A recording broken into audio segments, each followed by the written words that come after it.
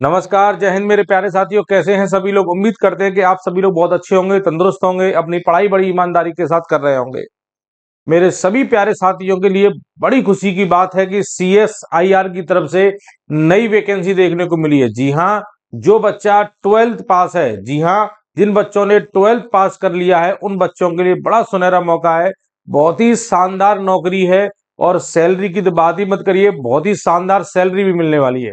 तो आज के इस वीडियो में हम लोग जानेंगे कितनी पोस्ट की वैकेंसी निकली है, कौन कौन सी पोस्ट है जिनकी वैकेंसी निकली है, कंप्लीट इंफॉर्मेशन जानेंगे कि एज क्या होनी चाहिए, क्वालिफिकेशन में क्या माना है, एग्जाम का पैटर्न क्या रहेगा, प्रोफिशिएंसी टेस्ट होगा कि नहीं होगा, इंटरव्यू होगा कि नहीं होगा, सारी कंप्लीट जानकारी आपको इस वीडियो में मिलने वाली है। आप वीडियो को लास्ट तक देखिएगा और जो भी बच्चा चैनल पर नया जुड़ा है चैनल को सब्सक्राइब करना और वीडियो को लाइक शेयर करना बिल्कुल ना भूलें। बहुत ही शानदार वैकेंसी है, इसके बारे में हम लोग बात करने वाले हैं। वैकेंसी है CSIR। CSIR मतलब सेंट्रल रोड रिसर्च इंस्टीट्यूट की तरफ से वैकेंसी निकल के हमारे सामने आई है। अब वैकेंसी की अगर बात करें सर, किस पोस्ट की वैकेंसी है, तो ये एडवर्टाइजमेंट जो निकला है वो GSA और GST पोस्ट की वैकेंसी है। किसके लिए? GSA और GST पोस्ट की वैकेंसी है। अब GSA GST क्या होता है अभी मैं आपको सारी चीजें बताऊंगा। उससे पहले सबसे पहले आप इंपॉर्टेंट डेट जान लीजिए कि इसका फॉर्म भरना भी स्टार्ट हो चुका है। फॉर्म भरने की डेट भी पहले से पता है कि एग्जाम कब कब होगा, इसका एग्जाम डेट भी पता है, सारी चीजें हम लोगों को पता है। ध्यान देंगे, अगर देखेंगे ऑनलाइन रजिस्ट्रेशन तो 22 मार्च से इसका ऑनलाइन रजिस्ट्रेशन स्टार्ट हो चुका है। 22 मार्च से ऑनलाइन रजिस्ट्रेशन स्टार्ट हो चुका है और फॉर्म भरने की जो लास्ट डेट है वो 21 अप्रैल है। मतलब 21 अप्रैल तक आपको फॉर्म भर देना है। और अगर आप देखें कि रिटन एग्जाम जो इसका रिटन एग्जाम जो होगा, जो कंप्यूटर बेस्ड टेस्ट होगा, उसकी भी डेट हमें पता है। मई या जून में इसकी परीक्षा हो जाएगी। मतलब परीक्षा की डेट भी हमें पता है, बहुत लंबा समय नहीं है। आप देखेंगे मार्च का महीना चल रहा है, अप्रैल का महीना बीच में, मई या जून में इसकी परीक्षा हो जाएगी। तो बहुत लंबा समय नहीं है, तैयारी आपको आज से ही स्टार्ट करनी पड़ेगी। ठीक है। Date of proficiency test in computer stenography, तो आप देखेंगे ये किस महीने में दी गई? जून के महीने में दी गई है। तो प्रोफिशिएंसी टेस्ट कब हो जाएगा? जून के महीने में। मतलब इस साल नौकरी पाने का सबसे सुनहरा मौका है कि अगर 2025 में चाहते हैं कि कोई सरकारी नौकरी आपको मिले तो ये नौकरी ऐसी है जो आपको 2025 में मिल जाएगी, क्योंकि इसका एग्जाम भी बहुत जल्दी है और आपका फाइनल ज्वाइनिंग भी बहुत जल्दी आ जाएगी। 2025 में नौकरी आपकी हाथ में होगी। ठीक है।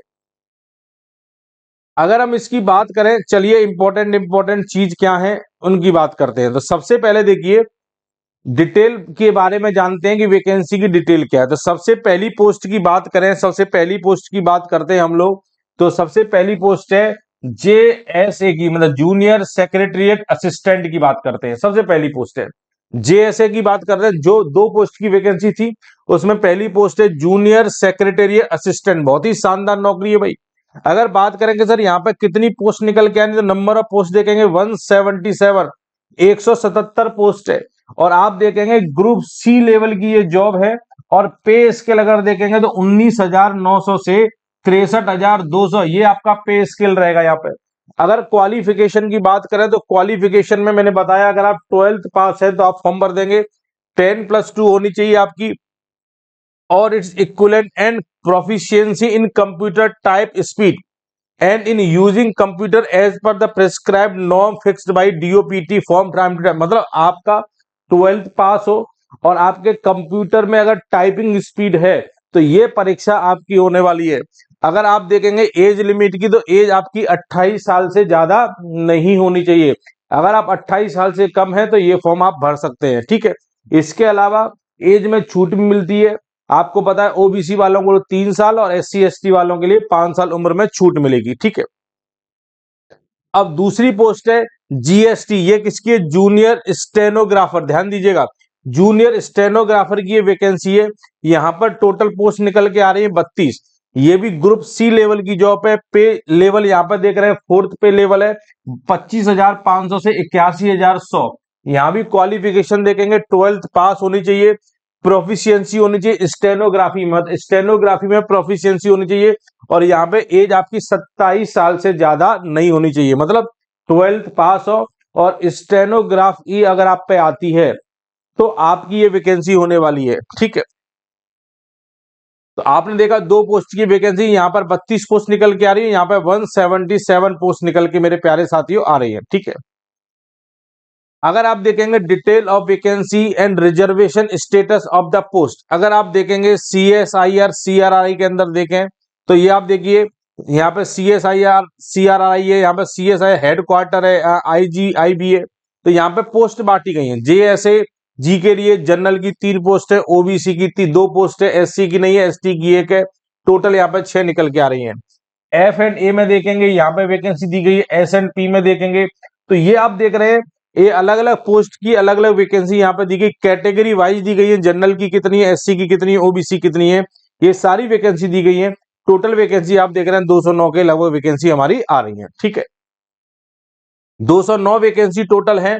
उसमें 10 पोस्ट जो है वो किनके लिए रिजर्व है, जो फिजिकल हैंडीकैप्ट है, लिखा है person with B benchmark disability. तो आप देखेंगे 209 पोस्ट की टोटल वैकेंसी है, उसमें 10 पोस्ट रिजर्व हैं उन लोगों के लिए जो फिजिकली हैंडीकैप्ट है। ठीक है, अगर हम बात करें फीस की, बात करें एप्लीकेशन फीस क्या होने वाली है मेरे प्यारे साथियों, एप्लीकेशन फीस की अगर बात करेंगे तो आप देख रहे हैं जनरल, OBC और EWS के लिए फीस 500 रुपए है। किसी भी कैटेगरी की महिला हो, SC ST और PW, इनके लिए फीस 0 रुपए, कोई फीस नहीं लगने वाली है। ठीक है, एज लिमिट मैं आपको बता चुका हूं, और एज जो काउंट हो रही है मेरे प्यारे साथियों 21 अप्रैल 2025, मतलब 21 अप्रैल 2025 तक आपकी एज काउंट होगी। इसके 21 अप्रैल 2025 तक आपकी एज 28 साल या 27 साल पूरी से ज्यादा ना हो जाए। ठीक है, बाकी SC ST के लिए 5 साल, OBC के लिए 3 साल, ये छूट दी गई है। हर कैटेगरी की आपकी अलग अलग छूट है। इसके बाद अगर इंपॉर्टेंट चीज की बात करें तो सबसे इंपॉर्टेंट चीज है सिलेक्शन प्रोसेस क्या है, मतलब सिलेक्शन कैसे होगा, ध्यान दीजिए। Selection will be made based on the merit list of competitive written examination and proficiency test in stenography which is qualifying in nature. The detail of scheme written exam per mention below. ध्यान दीजिएगा, ये junior stenographer की जो post है उसके बारे में जानकारी मिल रही है। यहां पर एग्जामिनेशन होगा OMR based, computer based objective type paper होगा आपका। ठीक है, मीडियम ऑफ क्वेश्चंस कैसे रहेंगे तो आप देखेंगे हिंदी और English, the question be set in both English and Hindi. ठीक है, आप देखेंगे 12th पास है तो आप देंगे टोटल क्वेश्चन कितने आने वाले हैं 200, और समय मिलने वाला है 2 घंटा 40 मिनट, यहां 2 घंटा लिखा हुआ है। ठीक है, मैं वैसे समय 2 घंटा मिलने वाला है, और 2 घंटा 40 मिनट जो स्क्राइब में कैंडिडेट उनके लिए है ना। और अगर यहां देखेंगे पेपर का पैटर्न क्या है तो देखिए general intelligence and reasoning 50 question आने वाले हैं, जनरल अवेयरनेस के 50 क्वेश्चन आने वाले हैं, इंग्लिश लैंग्वेज एंड कॉम्प्रिहेंशन के टोटल 100 क्वेश्चन आने वाले हैं।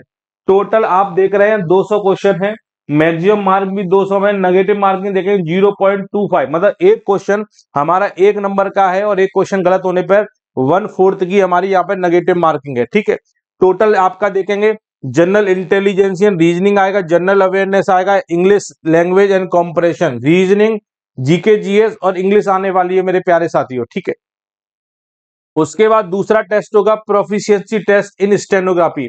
Candidate will be given 1 dictation for 10 minute, मतलब 10 मिनट की एक डिक्टेशन आपको दी जाएगी इंग्लिश और हिंदी में। ठीक है, फिर आपको उसे क्या करना है, उसे कंप्यूटर पर टाइप करना है। इंग्लिश की डिक्टेशन को टाइप करने के लिए 50 मिनट का समय दिया जाएगा। ठीक है, और हिंदी की डिक्टेशन टाइप करने के लिए आपको समय 65 मिनट का दिया जाएगा। ये जो प्रोफिशिएंसी टेस्ट होगा ये सिर्फ क्वालिफाइंग नेचर होगा, ये क्वालिफाई करना है ना। अगर ये क्वालिफाई होगा तभी आपका पहला पेपर चेक होगा। फाइनल मेरिट जो बनेगी वो आपका जो रिटन परीक्षा होगी उसी के बेसिस पे बनेगी, है ना। ये प्रोफिशिएंसी सिर्फ क्वालिफाइंग नेचर का रहेगा। अब देखिए दूसरी पोस्ट की बात करें, जूनियर सेक्रेटरी असिस्टेंट की बात करें, यहाँ का सिलेक्शन प्रोसीजर क्या है तो मेरे प्यारे साथियों यहाँ पे देखेंगे, यहाँ पे 2 परीक्षाएं होने वाली हैं। For this post there will be 2 exam, paper 1 and paper 2।